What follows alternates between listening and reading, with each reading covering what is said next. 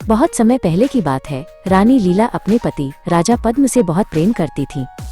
जब राजा की मृत्यु हुई तो लीला का हृदय दुख से भर गया। वो सोचने लगी, क्या मृत्यु ही सब कुछ का अंत है? क्या मेरा प्रिय राजा कहीं और जीवित नहीं हो सकता? उन्होंने ज्ञान की देवी सरस्वती की कठोर तपस्या की ताकि वे सत्य को जान सकें।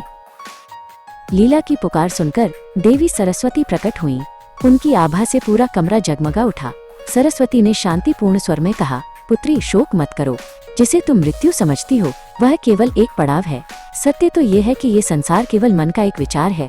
लीला ने देवी के चरणों में प्रणाम किया और सत्य को देखने की प्रार्थना की। सरस्वती ने लीला का हाथ थामा और वे दोनों इस भौतिक संसार की सीमाओं को पार कर गईं। वे अंतरिक्ष के विशाल नीले विस्तार में तैरने लगीं।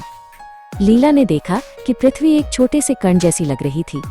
सरस्वती ने कहा, आओ, मैं तुम्हें वो दिखाती हूँ जिसे तुम्हारी आंखों ने कभी नहीं देखा। वे एक सूक्ष्म स्थान पर पहुंची जिसे चिदाकाश या चेतना का आकाश कहा जाता है। वहां सरस्वती ने लीला को एक चमकता हुआ गोला दिखाया। उस गोले के भीतर एक पूरा संसार बसा हुआ था। सरस्वती ने समझाया, हर जीव का अपना एक संसार होता है जो उसके विचारों से बना होता है। उस गोले के भीतर लीला ने एक साधारण झोपड़ी देखी। वहां एक ब्राह्मण रहता था जिसका नाम विदन था। लीला को आश्चर्य हुआ जब उसने महसूस किया कि ये विदन कोई और नहीं बल्कि उसके पति राजा पद्म की पिछली जन्म की आत्मा थी। वो अपनी पत्नी के साथ एक शांत जीवन बिता रहा था। लीला ने पूछा, माता, ये कैसे संभव है? मेरे पति तो राजा थे, फिर वे यहाँ एक गरीब ब्राह्मण कैसे हैं?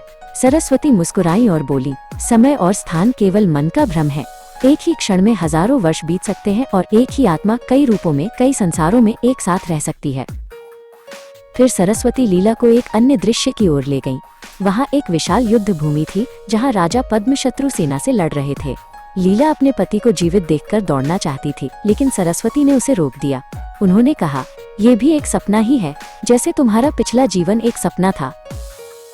सरस्वती ने बताया, लीला, जैसे रात को देखा गया सपना जागने पर मिथ्या हो जाता है, वैसे ही ये संसार भी आत्मा के लिए एक जागता हुआ सपना है।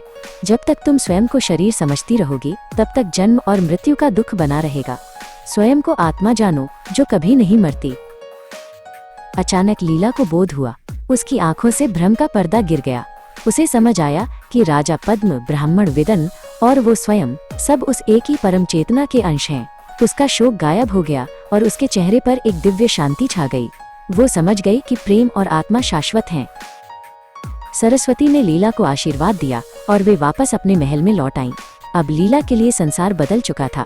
वो अभी भी रानी थी, लेकिन वो जानती थी कि ये सब एक सुंदर लीला यानी खेल है। उसने अपना शेष जीवन ज्ञान और करुणा के साथ व्यतीत किया, हमेशा उस अनंत चेतना से जुड़ी रही।